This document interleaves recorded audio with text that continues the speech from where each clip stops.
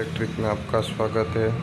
तो हम बजाज की इंडक्शन और सब इंडक्शन आता है, उसमें अंदर क्या क्या आता है वो हम देखते हैं। तो देखिए चलिए, ये ऊपर का टॉप है। तो इसके अंदर क्या आता है, इसको पीसीबी बोलते हैं, इसको कोयल बोलते हैं, इसको सेंसर बोलते हैं। तो इसके ऊपर वासन हो तभी ये काम करता है, वरना ये सेंसर काम नहीं करता है। तो इसको कोयल और सेंसर बोलते हैं। इसको फ़ैन बोलते हैं और इसको डिस्प्ले। ये सब डिस्प्ले का कनेक्शन यहाँ पे लगता है, फैन का कनेक्शन यहाँ पे लगता है, सेंसर यहाँ पे लगता है।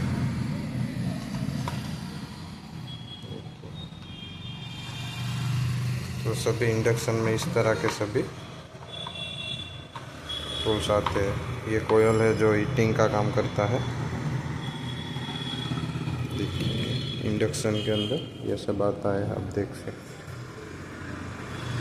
ये डिस्प्ले, पीसीबी, कोयल, सेंसर, फैन।